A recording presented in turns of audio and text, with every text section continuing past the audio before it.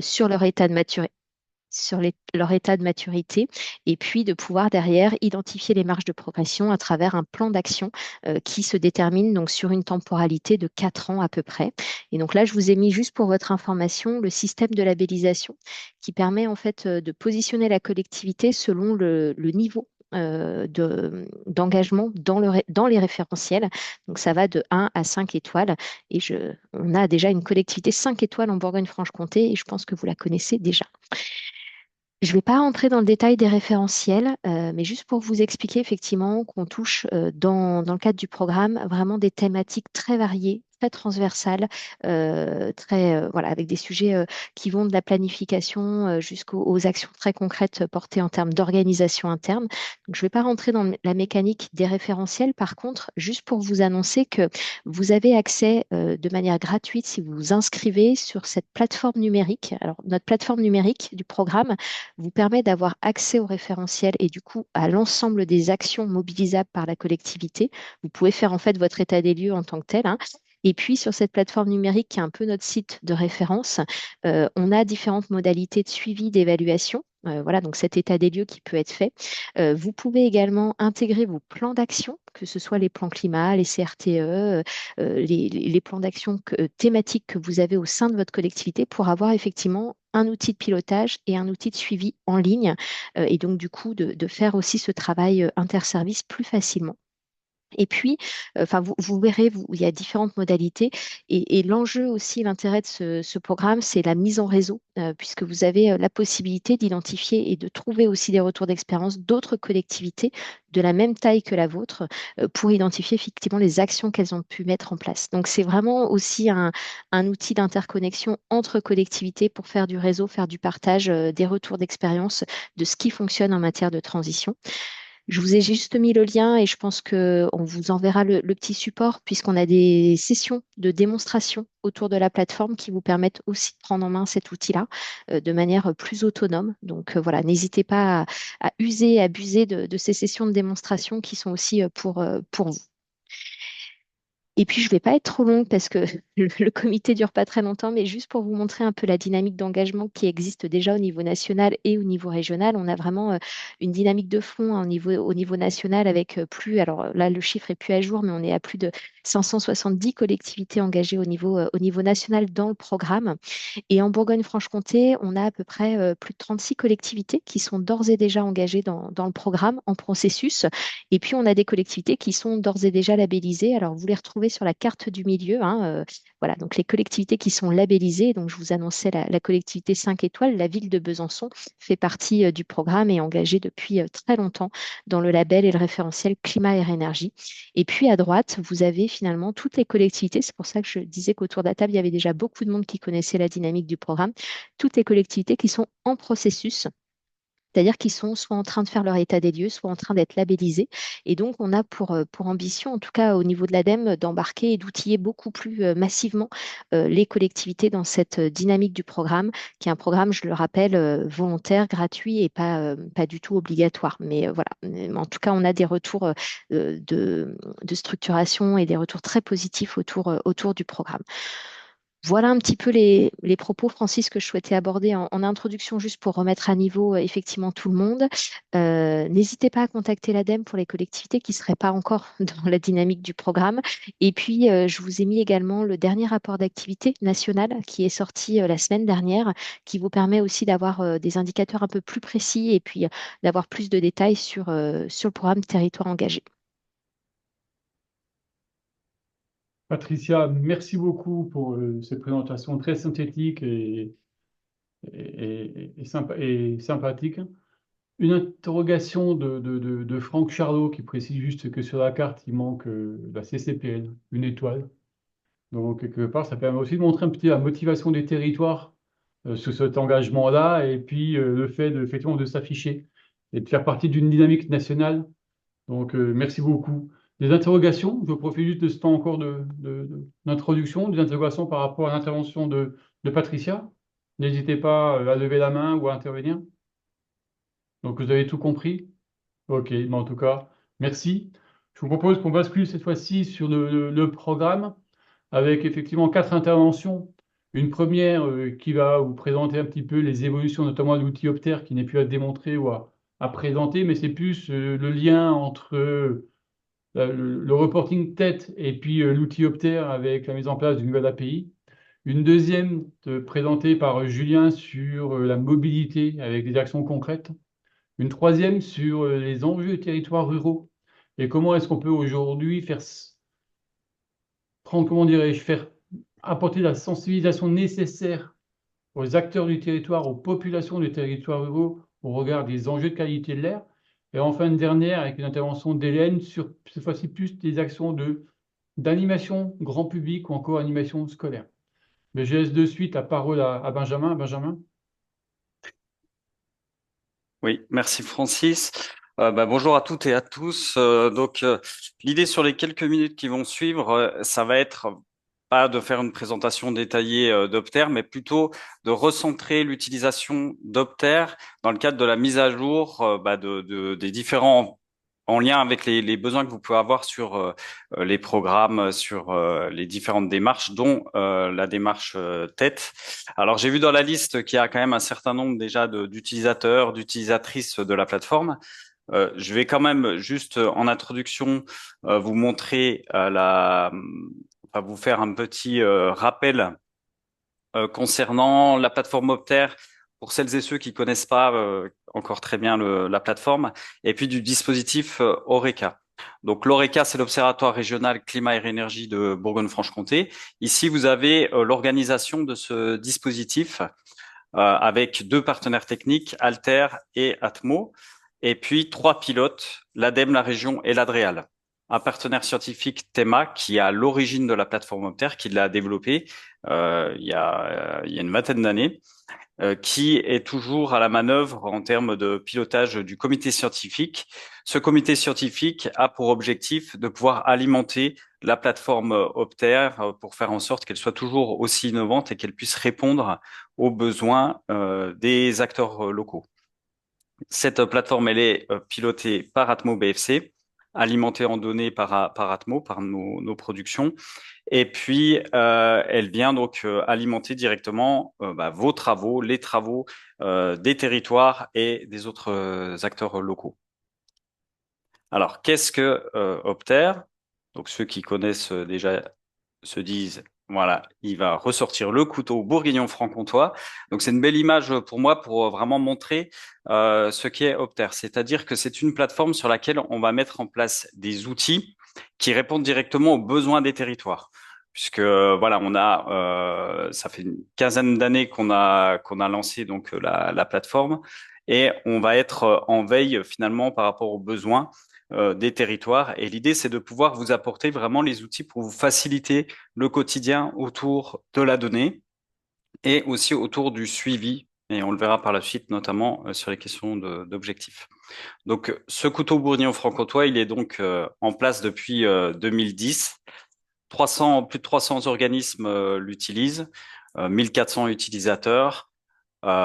Autour de cette plateforme, il y a aussi toute la partie accompagnement, c'est-à-dire que quotidiennement, on vient nous solliciter sur les chiffres, sur l'utilisation de la plateforme, sur même des questions d'interprétation. Et on a plus de 700 plans, schémas, études spécifiques qui ont été faits à partir de la plateforme Opter. Ici, je vous ai mis la cartographie des fonctionnalités, justement, qui répondent à vos besoins. Alors, pour ce matin, on va se focaliser plutôt sur trois fonctionnalités. Deux que vous connaissez peut-être déjà et une qui est toute nouvelle. Et je vais vous montrer un exemple d'application que nous, on a fait en interne justement pour les territoires en lien avec la démarche tête. Alors, la première des fonctionnalités, c'est les fiches territoriales. Je suis allé un peu trop vite. C'est les fiches territoriales. Les fiches territoriales, globalement, c'est des rapports automatiques qui sont générés, qui sont générés à la demande sur n'importe quel type de territoire. Donc, ces fiches sont composées de chiffres clés, sont composées de différentes illustrations sous forme de cartes, de graphiques. Et puis, on a donc constitué toute une bibliothèque, toute une ressource à destination des utilisateurs de la plateforme. Et on a pu produire aussi certaines fiches spécifiques pour répondre à des besoins que vous pouvez avoir. Donc, c'est le cas notamment des territoires qui mettent en place un PCAET avec une fiche qui est orientée cadre de dépôt de l'ADEME. Donc, vous avez un fichier de l'ADEME où vous allez reporter finalement les éléments de diagnostic. Avec cette fiche, vous allez disposer directement des indicateurs que vous allez pouvoir reporter directement dans le fichier Excel. Donc, c'est une fiche qui est disponible sur tout type de territoire. Et puis, pour chaque section correspond un onglet de ce fichier. Donc, ensuite, c'est vraiment rapporter les valeurs dans le tableau. Donc, c'est vraiment un outil qui est simple d'utilisation et utile pour faire ce reporting. Le second module, alors un petit coup de latence. Ouais, et puis là, je vais trop vite. Le second module, c'est le module trajectoire et suivi des objectifs. À travers ce module-là, vous n'êtes plus dans la partie diagnostic, vous êtes dans la partie suivi de vos objectifs. Donc, depuis ce module-là, vous avez la possibilité d'ajouter vos objectifs en termes de maîtrise d'énergie, en termes d'émissions de gaz à effet de serre ou encore de développement des filières ENR à différents horizons. L'outil va ensuite créer la trajectoire qui conduit donc à ces objectifs pour matérialiser et puis pouvoir suivre l'évolution. Et automatiquement, il va y avoir un suivi qui va s'opérer une fois qu'on va alimenter en nouvelles données. Donc là, on a rajouté par exemple le de 2023 et on va rajouter 2024 sur les ENR. Vous allez pouvoir voir où est-ce que vous vous situez par rapport à la trajectoire qui vous conduit à votre objectif. À noter pour les utilisateurs déjà de cet outil qu'on a procédé à certains correctifs il y a peu de temps pour faciliter la prise en main. Donc, n'hésitez pas en tout cas à revenir vers moi pour pouvoir l'utiliser voilà, au quotidien. Il y a un projet aussi de développement pour pouvoir intégrer plus facilement ces trajectoires dans l'outil. Donc voilà, surtout n'hésitez pas à me solliciter pour que je puisse vous expliquer plus en détail le fonctionnement. Et donc sur le troisième outil qui est tout nouveau, alors ça arrive, c'est l'API. Alors, l'API, je vous ai mis une petite définition, parce que je pense que vous n'êtes pas forcément toujours à l'aise avec ces notions-là. L'API, c'est une interface de programmation et d'application. Et là, vous vous dites, bah, c'est pas mieux. Je sais toujours pas ce que c'est. Donc, j'ai trouvé un petit peu une image pour vous expliquer. Imaginez, vous êtes dans un restaurant, il y a un client qui regarde le menu et qui va faire sa commande auprès d'un serveur de ce qu'il souhaite manger. Le serveur va en cuisine, transmet la commande et revient avec le plat du client. Donc, dans cet exemple-là, le client, ça va être un logiciel, une application ou un site Internet, par exemple. La cuisine, c'est Opter. C'est là où on a les données, on a les ingrédients. Et puis, le serveur, c'est l'API. Donc, à partir du moment où le logiciel, l'application va faire une commande auprès de l'API va aller transmettre la demande en cuisine, la préparation va se faire, et puis à nouveau le serveur, donc l'API va revenir auprès du client avec le plat qui a été commandé. Voilà ce que c'est qu'une API. Et donc, vous avez donc une API qui est disponible pour tous les utilisateurs d'Opter. Cette API-là, nous, on l'a exploitée au sein d'Atmo sur un applicatif précis, mais il peut y en avoir beaucoup d'autres. Cet applicatif répond à des besoins qu'on nous a exprimés. Ça a notamment été le cas donc récemment avec Grand Besançon Métropole qui voulait réactualiser les chiffres pour les indicateurs tête dans un fichier voilà qui est demandé, qui sert ensuite à faire remonter dans la plateforme nationale de l'ADEME. Donc, on a développé un applicatif qui utilise cette API sur les thématiques traitées par Opter, c'est-à-dire les consommations d'énergie, les émissions et les ENR. Et cet applicatif, on peut le faire tourner sur tout type de territoire en Bourgogne-Franche-Comté. L'objectif, c'est vraiment de faciliter la transmission des informations vers la plateforme nationale de l'ADEME dans le bon format et avec les bons indicateurs. Donc globalement, si on doit voir un petit peu de manière schématique comment ça fonctionne, on a la base de données Opter, on a donc notre serveur, l'API, on procède à une commande qui est les indicateurs tête et l'application va aller chercher les données de gaz à effet de serre, les données de consommation, les données de polluants et les mettre dans les bonnes cases du fichier. également les données de population qui sont nécessaires aussi pour certains indicateurs, notamment des consommations par habitant ou ce type d'indicateur, sur les 3 derniers millésimes disponibles. Donc voilà, comme je le disais, on a mis en place cet applicatif à l'occasion d'un besoin d'une collectivité Grand Besançon Métropole. Donc on a Elsa Dupont qui est présente justement pour la visio, qui est chargée de mission transition écologique donc à Grand Besançon Métropole. Je vous propose peut-être de lui laisser la parole pour qu'elle puisse nous faire un rapide retour d'expérience par rapport à cette application et les besoins que pourrait avoir Grand Besançon Métropole. Elsa, je peux te laisser la parole? Oui, merci Benjamin. Tout le monde m'entend? Oui. Ok, très bien. Eh bien, oui, moi je suis rentrée dans le label TED assez récemment, donc je pense que tout le monde n'a pas forcément la même expérience. Et donc j'ai été confrontée à la mise à jour des indicateurs qui sont quand même très vastes. Et moi je suis chargée de l'animation, donc du plan climat et de la plateforme, et je suis pas forcément spécialiste de toutes ces données. Et on a eu l'opportunité de pouvoir se rapprocher d'Atmo qui nous a permis justement d'échanger sur les données que eux pouvaient avoir de leur côté. Donc ça apporte quand même, je trouve, de la fiabilité des données parce qu'en interne, on peut trouver des données, mais on ne sait pas forcément d'où elles sortent en fonction des directions qui nous les donnent.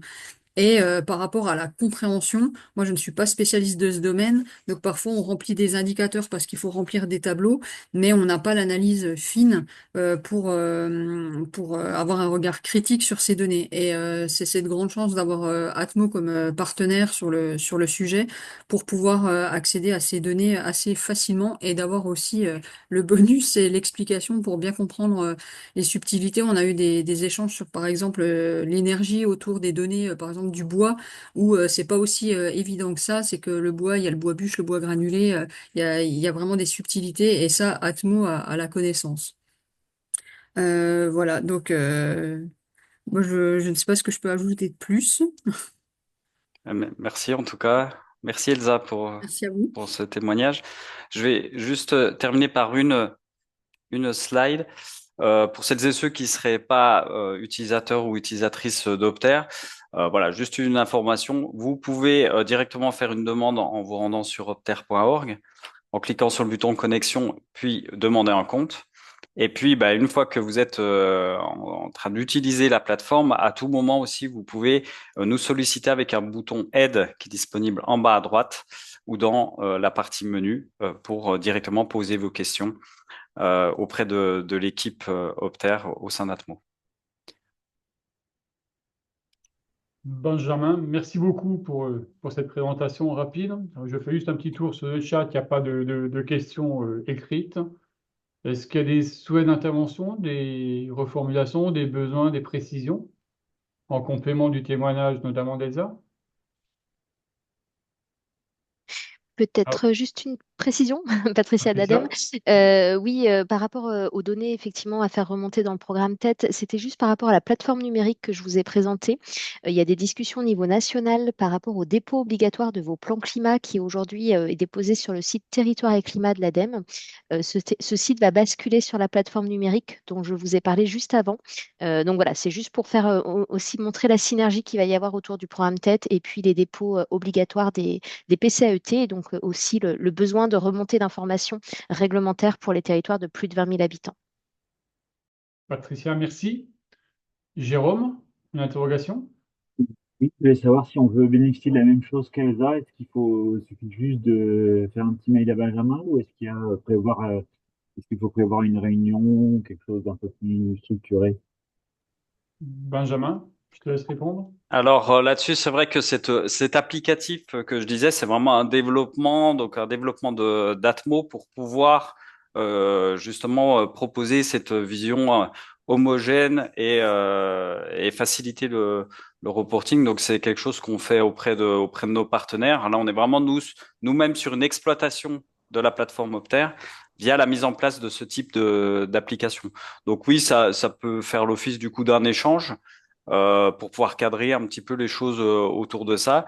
Mais voilà, comme je le disais, ça a été vraiment conçu pour qu'ensuite ça puisse être utilisé sur tout type de territoire. C'était bien l'objectif. Donc on peut se prévoir un temps d'échange quand tu le souhaiteras. Benjamin, merci. Euh, Fabrice, pardon. Oui, bonjour à toutes et tous. Je voulais apporter une précision par rapport à ce que dit Patricia. C'est pas encore complètement tranché hein, au niveau national, que ce soit cette plateforme-là qui soit retenue pour le dépôt des PCET. Il y a des grosses discussions au niveau national. Hein. On était en réseau avec Clément encore la semaine dernière. Mais en effet, il y a des réflexions autour d'un outil qui soit intégrateur de plusieurs choses. Et par rapport à ce que Benjamin a présenté, d'avoir une API qui peut faire le job, ça pourra permettre quand même à nos territoires d'éviter de les perdre. Parce que bon, les plateformes, on sait, hein, c'est super, mais quand on les multiplie, on perd l'efficacité derrière. Donc d'avoir une porte d'entrée qui aujourd'hui est connue et reconnue par nos territoires via l'utilisation de l'outil Opter qui s'est développé tout au fil des années, me semble déjà asseoir les choses de manière plus pérenne dans le temps et on verra ce qui se décidera au niveau national. Fabrice, merci beaucoup pour cette précision. S'il n'y a pas d'autres interrogations de main levée, je vous propose qu'on poursuive, histoire de rester dans le timing. Julien, tu nous parles un petit peu de mobilité? Merci.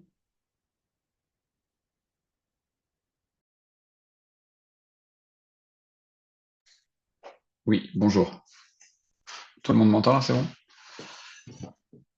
Je vais vous parler donc de mobilité. Hop, je vais reprendre le contrôle. Non, j'ai pas le contrôle.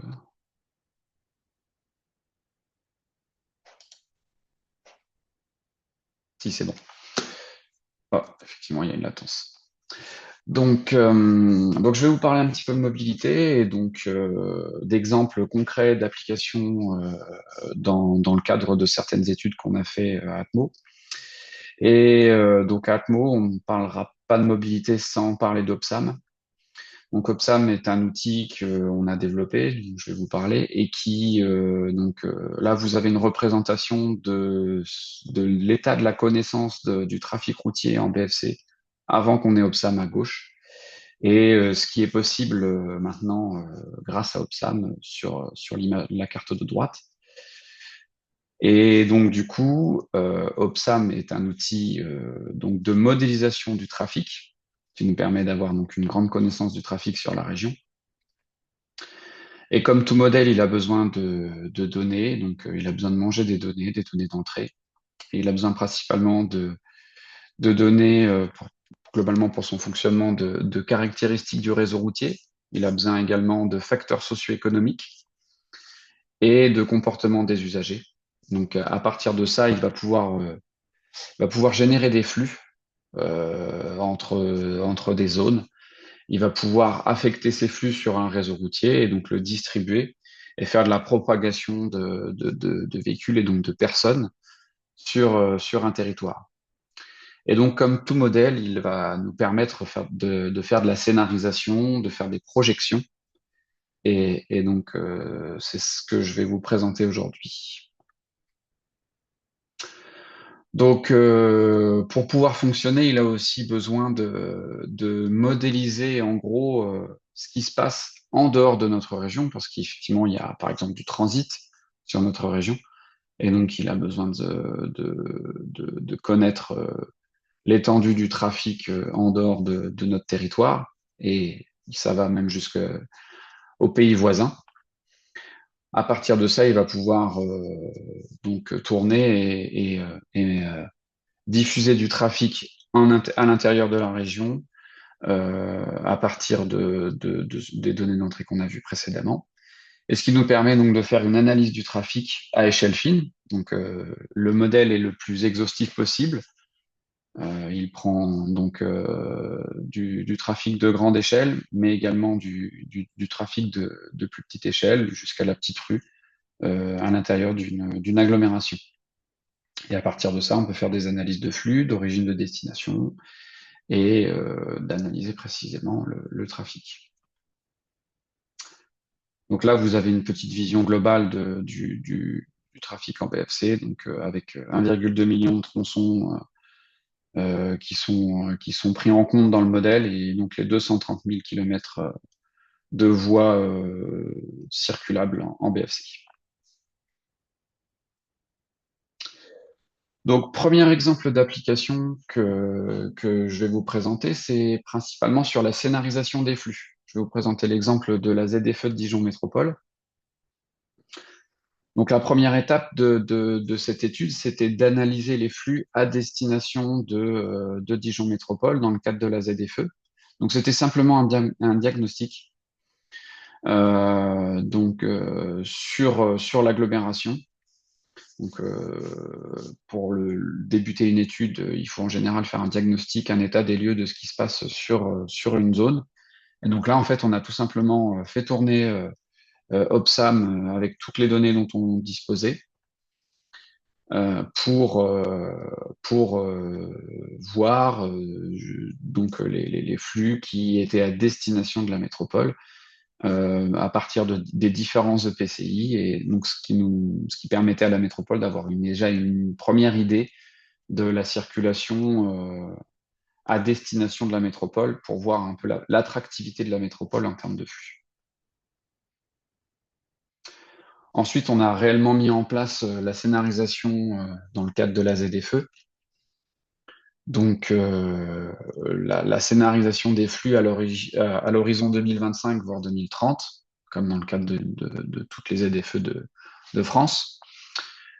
Donc, l'idée, c'était de prendre en compte donc, les orientations de la ZFE. Donc, Dijon Métropole souhaitait mettre donc, en place un report des véhicules légers et des poids lourds, donc des critères 3 et plus sur des véhicules plus récents.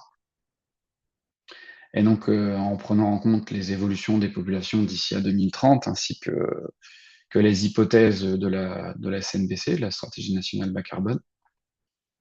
Et c'était donc de faire tourner en parallèle deux scénarios différents. Le scénario de référence 2022, qui était l'existant, qu'on connaissait, qu'on avait éprouvé, et de le comparer au scénario 2025-2030.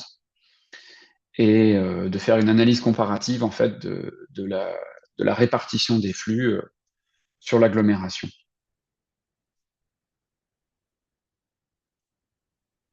Ensuite, deuxième type d'application. Donc là, c'est plutôt sur la structuration du réseau routier. Donc c'était une étude sur les surémissions des GES liées à l'augmentation de la vitesse.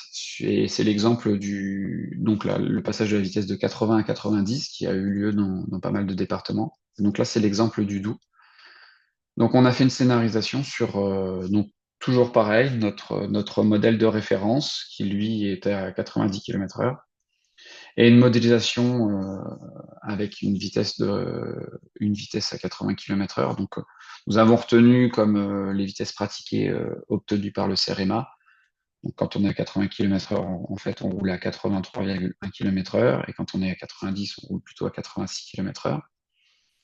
Donc, on a fait tourner notre modèle avec toujours les mêmes capacités de circulation. Le réseau n'a pas changé, hormis la vitesse de circulation. Et donc, on a fait tourner nos deux modèles en parallèle et fait une analyse comparative de l'impact du changement de vitesse, précisément sur les émissions de gaz à effet de serre. Donc ça a été via l'outil Prism, qui est un outil qui arrive en fin de chaîne, on va dire, qui permet de quantifier les émissions de gaz à effet de serre à partir des sorties d'OPSAM. Et donc, pour exemple, sur le 12, on a une augmentation de 2000 tonnes de CO2 par an. Et donc, on a fait après une analyse plus spécifique au niveau des EPCI. Pour la dernière application que je vais vous présenter, c'est une scénarisation des flux véhicules légers et poids lourds, parce que OPSAM prend en compte les véhicules légers, donc tout véhicule en général, Et il y a un module spécifique, un modèle spécifique pour les poids lourds. Et donc l'idée ici, c'était de connaître les besoins en énergie pour le rechargement des véhicules, les véhicules électriques en majorité, les véhicules décarbonés précisément. Et donc c'est l'étude du CICECO 2025-2035. Donc c'était une étude départementale pour analyser le dimensionnement des infrastructures de charge mobilité décarbonée, donc sur la Côte d'Or. Donc pour le principe de l'étude, c'était donc au début définir et intégrer les hypothèses d'évolution de la population, ainsi que le taux d'occupation des véhicules jusqu'en 2050. Et ensuite d'intégrer tout ça dans OPSAM, et ainsi que les taux de croissance annuelle moyens de la demande en transport de marchandises et les tonnages des poids lourds. Et puis évidemment de scénariser les flux, donc avec notre scénario de référence 2022, un scénario en 2025-2035 et un scénario en 2030 à partir de 2050, pardon, à partir des différentes hypothèses définies, toujours basées sur les hypothèses du SNBC. Et donc voilà, on a fait tourner nos modèles et ensuite on a fait un focus, une analyse sur les flux à courte distance, des VL et des PL, à destination cette fois-ci de la Côte d'Or, pour déterminer ensuite un maillage des besoins en énergie pour le rechargement et des différents types de bornes. Donc voilà, c'est un travail qui a été mené également avec un bureau d'études pour faire cette analyse. Et donc voilà pour ce qui est de cette dernière application. Julien, merci beaucoup. Sur cette dernière étude du CICECO, Thibaut, souhaites-tu porter un témoignage? Oui, bonjour. Vous m'entendez bien? Très bien, superbe. Donc, non, c'est vrai que cette étude-là, on a appris l'existence du modèle OPSAM et en fait, on avait l'obligation, nous, de réviser notre SDIR, donc le schéma départemental, le schéma directeur des installations de véhicules électriques. Et donc, ça nous paraît intéressant d'avoir des données plus précises puisque le bureau d'études, dans les offres qu'on avait, il nous proposait donc plutôt des analyses par immatriculation. Et donc là, ça nous permettait en effet d'avoir une donnée déjà plus locale, plus précise, et notre besoin, nous, on n'est pas spécialiste sur les flux et sur les décisions de mobilité, mais ça permettait bien de définir où seront les besoins énergétiques en infrastructure par rapport aux déplacements réels, enfin, similés mais quand même plus réels que les immatriculations, et ça permettait en effet d'avoir, donc on a fait toute mobilité, bio-GNV, donc biogaz naturel pour véhicules, hydrogène, la question aussi des biocarburants pour essayer d'analyser ce point de vue-là et l'impact énergétique que ça aura sur le réseau énergie. Et, notamment après, on avait travaillé aussi sur le lien avec la réduction donc, des consommations énergétiques et évidemment des gaz à effet de serre puisqu'on change aussi vraiment le modèle de mobilité. Parce qu'on passe en effet avec une évolution pas mal sur le véhicule électrique et puis pour le poids lourd aussi, ça change pas mal. Voilà, c'était le petit complément. Thibaut, merci beaucoup pour ton témoignage. Des interrogations ou des compléments d'informations? Rien dans le chat au niveau des mains levées? Emmanuel Richard, souhaites-tu intervenir en direct?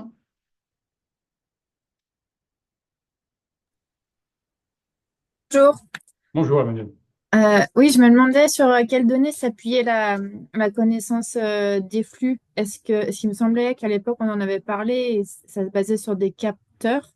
Et je me demandais si aujourd'hui, vous aviez la possibilité d'intégrer d'autres types de données, type des données provenant de téléphones mobiles ou autres, pour avoir une bonne connaissance des flux, notamment sur les débuts de journée et fin de journée, pour estimer le trafic. Je peux peut-être apporter Benjamin, ouais. quelques éléments de réponse là-dessus.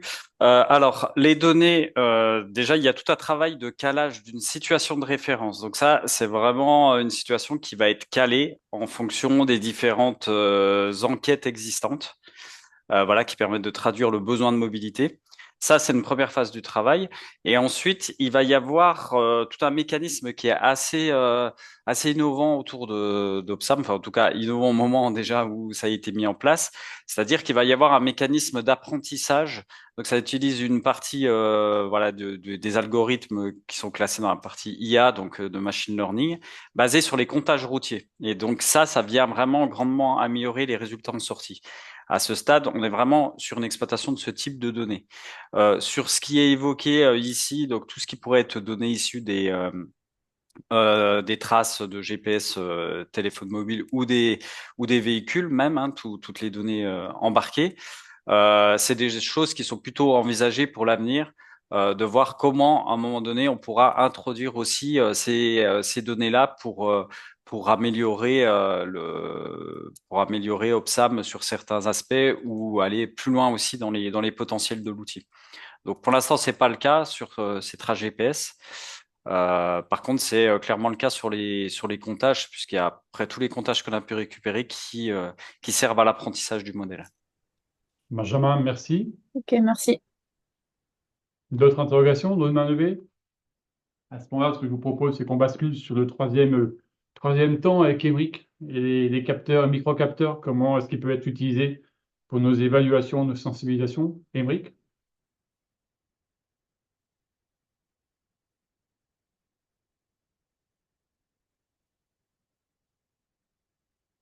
Les fameux temps de Allô, latence. c'est bon? Vous On m'entendez? t'entend et on voit à l'écran. Impeccable, Allez, merci. super, c'est parti. Bon, bah, bonjour à tous. Donc, on démarre avec la troisième partie sur les campagnes avec capteurs en territoires ruraux. Donc là, pour resituer, on fait suite à ce qu'on a vu au tout début avec Benjamin sur Opter, qui est vraiment un outil de diagnostic du territoire. Mais ces capteurs vont du coup permettre d'apporter des mesures vraiment locales, parce que ces diagnostics, il faut souvent les appuyer. Il faut connaître les enjeux de qualité de l'air sur le territoire. Il faut connaître aussi les sources d'émissions. Donc jusqu'à présent, on proposait à Atmo des campagnes de surveillance par moyens mobiles, donc des grosses remorques qu'on déploie sur le terrain. Mais c'est pas forcément toujours adapté dans les territoires ruraux qui sont souvent grands, souvent assez complexes. Et donc, du coup, les capteurs de mesure permettent mieux de répondre à ces mesures locales. Donc, pour présenter cette surveillance par capteur, donc c'est pas une technologie qui est nouvelle, mais c'est en expansion, on l'utilise de plus en plus. Donc, c'est des dispositifs qui sont relativement compacts et qui assurent une surveillance assez fine du territoire. Donc, vous avez deux marques de capteurs différents présentées sur les photos à droite. Dans les points positifs de cette façon de mesurer, c'est qu'on peut facilement multiplier les points de mesure. Sur un même territoire, on peut avoir 5, 10, 15 points de mesure, 15 capteurs qui sont déployés de façon assez facile. Donc, leur déploiement dans les environnements difficiles, il est facilité puisqu'on n'a pas la grosse remorque qui vient s'installer. On peut brancher ces capteurs soit sur secteur, soit par panneau solaire. Donc là, on s'affranchit vraiment de toutes les contraintes de terrain.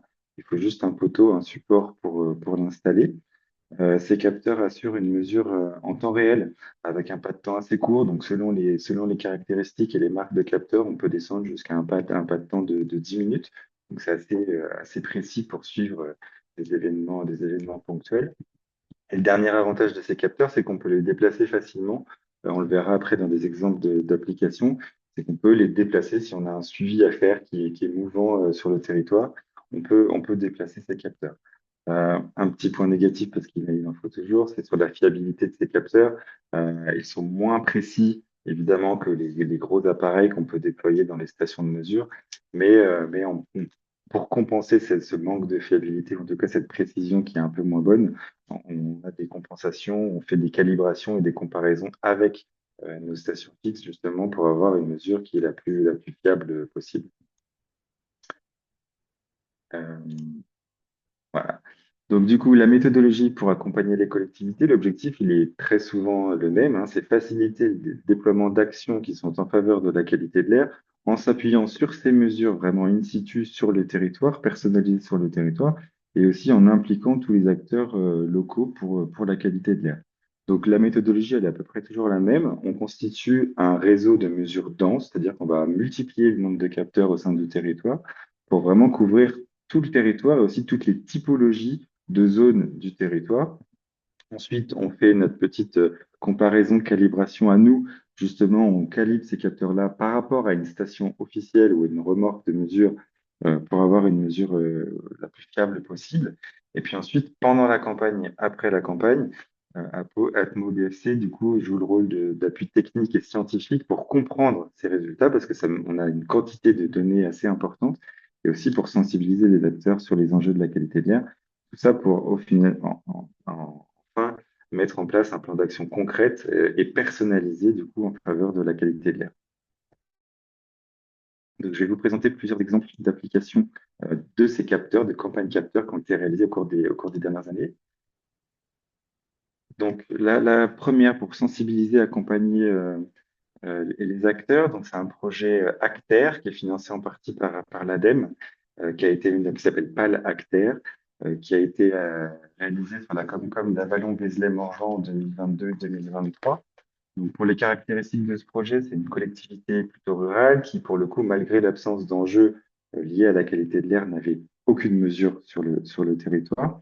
On a une trentaine de sites avec des typologies assez différentes qui ont été échantillonnés, avec pour objectif de sensibiliser les acteurs les acteurs locaux et les adultes dans le cadre de leurs actions du PCAET, et aussi le grand public en les incitant à changer leur comportement avec des mesures vraiment au plus près de chez eux. Un deuxième projet Acter, encore financé par une partie par l'ADEME, qui s'appelle Esper, pardon, et qui est actuellement en cours sur le Val de Morteau. Donc, c'est une collectivité frontalière avec la Suisse. Et là, l'idée, c'est un territoire assez spécifique par son relief, avec des vallées, des montagnes, où on a des forts enjeux qualité de l'air sur l'accumulation des polluants, notamment ceux du chauffage au bois, donc les particules qui viennent s'accumuler en fond de vallée. Donc, on a une année de mesure sur 15 sites échantillonnés, et ces données-là, en plus d'apporter de la connaissance, vont permettre du coup d'alimenter des modèles de haute définition pour prévoir la qualité de l'air localement, parce que c'est des zones qui sont très spécifiques avec des mécanismes de pollution qui sont différents du reste de la région. Toujours en application, mais là pour évaluer des politiques publiques, une campagne qui a été menée sur la Comcom des Portes du Haut-Doubs en 2022-2023, où le but c'était d'évaluer la qualité de l'air, donc de mesurer sur le territoire et de notamment évaluer l'impact du bois énergie sur cette zone-là. Donc il y a eu 4 mois de mesure pendant la période de chauffe sur 12 sites de la communauté, avec pour objectif une sensibilisation des acteurs locaux au travers de ces résultats. Je poursuis du coup avec un autre type d'utilisation d'application de ces capteurs et dans cette présentation-là sur la prévention d'une éventuelle pollution. Donc là, on n'est pas dans une campagne exploratoire, on est vraiment lorsqu'il se passe quelque chose, donc principalement là, dans ces cas-là, c'est des suivis de chantier. Donc par exemple, Valaction, qui était le démantèlement d'un bâtiment de l'entreprise, où on a placé nos capteurs tout autour en fait, de la zone de chantier pour suivre les niveaux de pollution et indirectement l'exposition des populations voisines de ce bâtiment-là. Et un autre exemple aussi intéressant, c'est un suivi d'enfouissement de lignes à haute tension sur un chantier de l'entreprise RTE, où là encore l'objectif c'était de voir l'exposition des populations et on a mis en place un système d'alerte vis-à-vis des opérateurs de chantier pour suivre le chantier. Donc, l'avantage de ces capteurs-là, c'est qu'ils ont pu être déplacés aussi au fur et à mesure de l'avancement du chantier d'enfouissement et donc d'être toujours vraiment au plus près de ce qui se passait. Donc, ce cycle qui a été mis en place pour ce suivi de chantier, c'est on a placé nos capteurs vraiment autour de la zone de travail. On a défini avec le partenaire un seuil, donc 70 microgrammes par mètre cube pour des particules fines. Lorsque ce seuil était presque atteint ou dépassé, ça déclenchait une alerte chez nous on éditait un bulletin qui était transmis directement aux opérateurs de chantier et eux, présents sur place, pouvaient tout de suite mettre en place des mesures pour baisser les niveaux et du coup avoir moins d'alerte. Enfin, arrêter l'alerte, pardon. Et le dernier exemple d'application ou d'utilisation en tout cas de ces capteurs, c'est un contexte plus pédagogique de sensibilisation et aussi en air intérieur. Donc Atmo met à disposition des collectivités et des enseignants le capteur modulaire pour leurs actions de sensibilisation. Donc c'est le capteur que vous voyez en photo à droite de l'écran. Alors lui, il va mesurer en continu les particules fines de toute taille, donc PM10, PM2,5, PM1, aussi le dioxyde de carbone, qui est un gaz souvent mesuré en air intérieur, la température et l'humidité. Et l'avantage de ce capteur-là, c'est qu'il est très ludique. Vous voyez, il y a un écran, en fait, c'est un écran LED qui présente en direct les mesures qui sont réalisées avec euh, les tendances, ça monte, ça descend. Mais aussi, il enregistre et les données qu'il aura acquis sont disponibles sur une interface en ligne qui peuvent être après extraites et analysées ou exploitées selon l'utilisation qu'on veut en faire. Donc, c'est un capteur assez performant et qui a un effet un peu waouh instantané. Émeric, merci beaucoup pour cette présentation. Je vais demander à Aurore Brochard d'intervenir, de faire son témoignage par rapport à l'expérimentation qu'on a menée sur le territoire de la Comcom des Portes du Haut-Doubs. Aurore, si tout se fait bien. Bonjour à tous. Très, très brièvement, hein, voilà, donc effectivement, on a eu la chance de pouvoir bénéficier de l'intervention d'Atmo pour pouvoir faire une campagne de mesure de la qualité de l'air en période hivernale. L'objectif pour nous, c'était vraiment de pouvoir voilà, identifier les niveaux de pollution et notamment de pouvoir quantifier l'impact du chauffage au bois sur le territoire pour savoir voilà, si on avait des niveaux de pollution qui étaient élevés ou pas. Et de ce fait-là, s'il fallait qu'on puisse engager des programmes sur ces questions à l'avenir. Bon, il se trouve que, en tout cas dans la relation avec Atmo, enfin peut-être avant les résultats, enfin voilà, ça s'est super bien passé. Il y a vraiment eu une bonne collaboration tout au long du programme pour la définition du site, l'obtention des autorisations, parce qu'effectivement, la pose de capteurs comme ça sur l'espace public, ça nécessite une information préalable auprès des élus, de la population et leur autorisation pour que ce soit bien accepté et qu'on n'ait pas de dégradation. C'est du matériel qui est quand même assez onéreux. Et puis ça permet en même temps de voilà de communiquer sur le fait qu'il y a un programme qui est en cours et qu'on s'intéresse à ces questions-là. Et donc, et si je reviens aux résultats, donc nous en termes de résultats, on va dire qu'on a eu la chance ou, ou est-ce que c'était un effet de saison, on ne sait pas, enfin d'année, on ne sait pas. On était effectivement sur une année où il n'a pas fait très froid. En tout cas, on n'a pas eu des niveaux de pollution très élevés qui ont été constatés. Il y avait un bruit de fond voilà, sur l'ensemble du territoire, c'est-à-dire qu'on trouvait bien évidemment des particules de chauffage au bois sur l'ensemble des points de mesure. Par contre, aucune n'était voilà, dramatique et ne justifiait le lancement d'un programme dédié sur ces questions-là. Ce qui fait que voilà, aujourd'hui, on a intégré dans nos programmes d'accompagnement à la rénovation énergétique des logements le fait de pouvoir sensibiliser sur la question des particules, mais par contre, on n'a pas prévu d'action particulière sur le chauffage au bois, alors que la question avait été soulevée à un moment par les élus. Donc, ça nous a vraiment permis voilà, de répondre aux questions des élus et puis de les aider dans leur choix de lancement d'actions ou pas. En l'occurrence, pas. Aurore, merci Voilà. beaucoup. Merci beaucoup pour ton intervention. Est-ce qu'il y a des interrogations? Dans le chat, il n'y en a pas. Est-ce qu'il y en a Si, un il y en a un levé? concernant la campagne. Il y en a Est-ce un? que les conclusions ont été rendues publiques?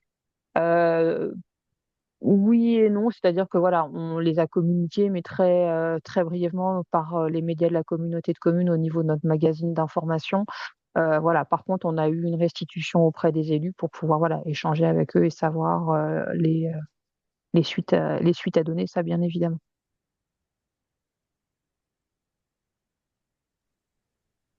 D'autres interventions souhaitées? Merci beaucoup à tous deux. Je vous propose maintenant de Avec basculer sur plaisir. le dernier temps d'échange avec tout ce qui est sensibilisation, le grand public, mais également animation scolaire. Hélène, à toi la parole. Bonjour à tous. Alors, c'est vrai que là, on a vu la collecte de données, la mesure. Eh bien, il faut aussi pouvoir la communiquer. Donc, c'est un peu l'idée de cette dernière présentation. C'est aussi des actions qui font partie de vos plans pour la plupart. Effectivement, bah, il faut pouvoir communiquer, sensibiliser, faire changer les pratiques. Donc pour ça, on a une multitude d'outils finalement, puisqu'on essaye à chaque fois d'adapter suivant la cible, d'ajuster aussi la durée suivant le contexte, d'avoir des formats aussi qui soient relativement variés, parce qu'on a pas tous suivant les territoires envie des mêmes interventions de sensibilisation ou des mêmes actions. Donc c'est vrai qu'on va avoir des outils qui ciblent plus la partie R, hein, c'est notre métier premier, mais il y a aussi voilà, des petites bribes sur ce qui est climat-énergie et qui est amené aussi à se développer de plus en plus. Mais tout ça quand même pour avoir l'idée de quel impact notre environnement a sur notre santé et comment nous aussi on impacte notre environnement. Donc voilà, l'idée de santé est aussi bien présente.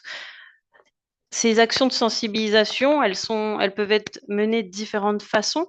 Soit nous-mêmes, nous réalisons ces actions avec nos outils, ou alors vous pouvez aussi les prendre en main. Donc, il y a certains des propositions qui sont faites aujourd'hui qui sont clés en main, hein. Vous le prenez, il faut avec une petite sensibilisation de l'animateur, et puis hop, il peut ensuite déployer directement au sein de sa structure et puis faire les actions lui-même. Donc voilà, on essaye vraiment d'être modulable au plus possible. Donc, il y a de manière globale pour sensibiliser le grand public, il y a l'offre digitale qui est variée et surtout gratuite. Donc, c'est toujours intéressant à mettre en œuvre. Donc, c'est l'incitation à l'abonnement, par exemple, du bulletin de l'air, du bulletin quotidien, donc qui a évolué dernièrement pour intégrer également l'information pollen. Donc, maintenant, on a une information qui est plus large sur la qualité de l'air au niveau des polluants chimiques et puis particulaires, mais aussi sur les pollens. Donc d'ailleurs, actuellement, on est en alerte de graminées. Donc voilà, ça permet aussi de suivre l'actualité par rapport à ça. L'incitation à l'abonnement également à nos bulletins d'alerte. Alors, si on ne veut pas recevoir un bulletin tous les jours, c'est au moins d'avoir le bulletin d'alerte en cas d'épisode de pollution. À la place d'avoir ces abonnements mail, on peut tout aussi bien aussi télécharger l'application Air2Go et ça, voilà, qui est accessible grand public gratuitement, qui donne l'information sur tous les territoires de Bourgogne-Franche-Comté et même dans d'autres régions en France, ce qui permet aussi sur des trajets vélo ou piétons de voir à quelle exposition de pollution on est soumis. Et puis sur notre site internet, on va retrouver aussi des spécificités sur j'habite la commune de Avallon, quelle est la qualité de l'air, quelles sont les émissions, quelles sont les données en pollen, voilà, qui retrouvent toutes les données qu'on peut avoir en direct. Et puis bien sûr les réseaux sociaux où là on va passer de nombreux messages, notamment nos actualités thématiques et puis les informations en cas d'alerte. Plus spécifiquement, ce qu'une collectivité peut déployer, c'est aussi peut-être s'abonner à notre newsletter mensuelle pour voir un peu qui reprend certains éléments communiqués comme les actualités, les agendas, voir un petit peu il y a des événements aussi qu'on peut promouvoir qui sont menés, voilà, la fête de la biodiversité par exemple, on essaie de mettre aussi dans l'agenda vos actualités santé environnementale. Sur vos sites internet, dans les pages qui sont dédiées à l'environnement, vous pouvez aussi intégrer le widget. Donc, le widget qualité de l'air. Donc là, vous avez les deux exemples sur la gauche. Widget avec l'indice de qualité de l'air et le widget pollen. Alors attention, ces deux ont changé.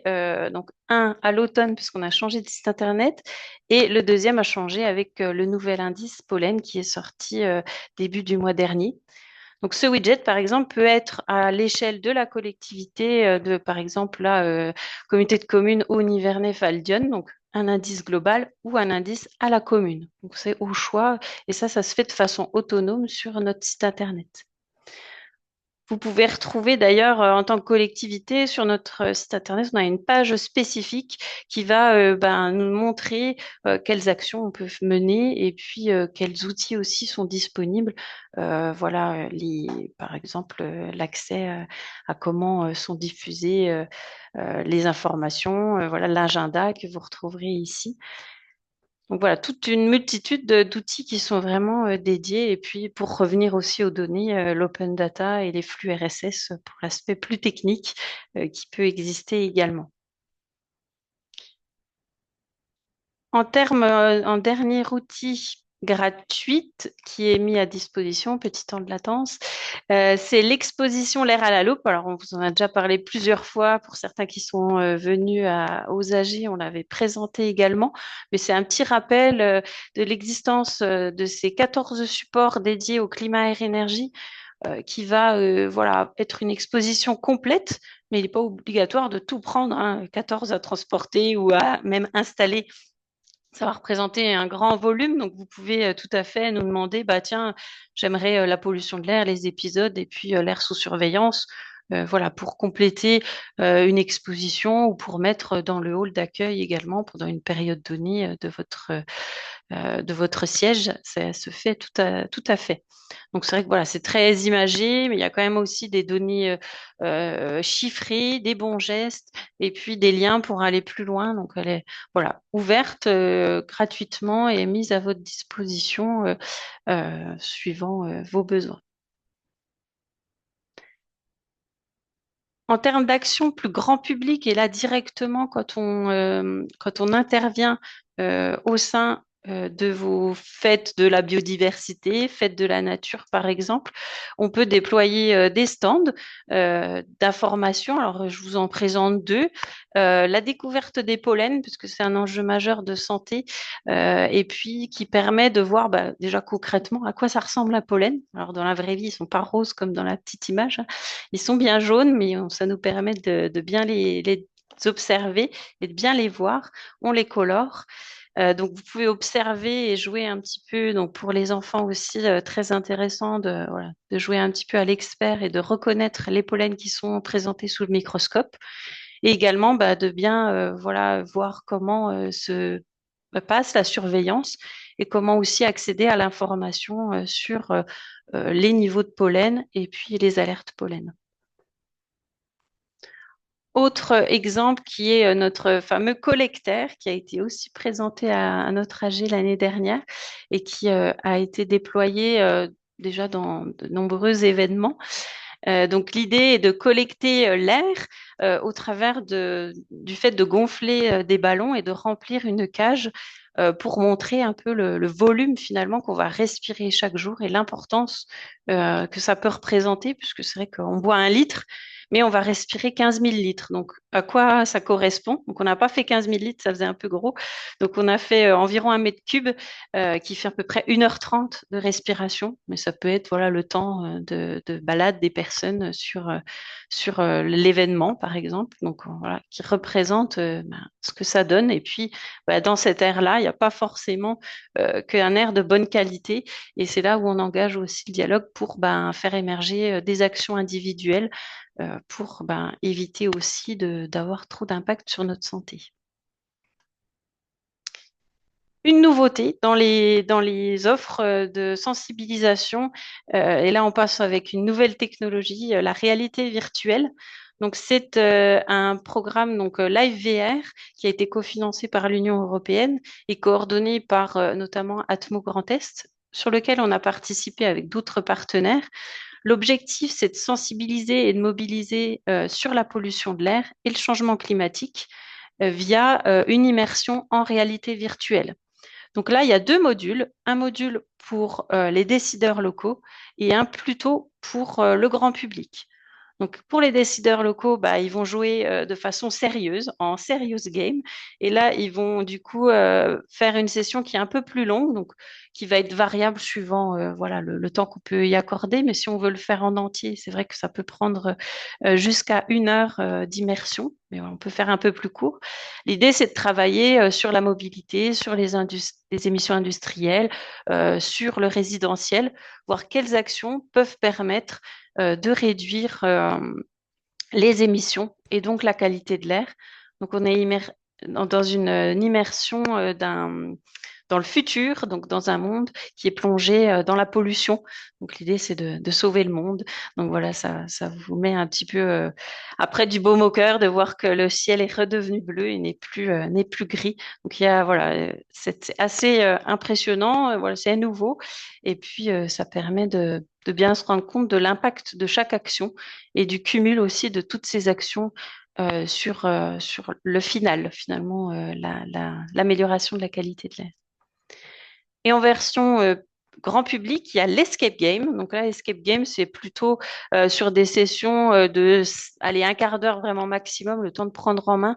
On est immergé dans une salle d'un vaisseau spatial et le but de résoudre les énigmes pour sortir de cette salle et puis également pour voilà, baisser la pollution et pouvoir ressortir vivant de cette salle.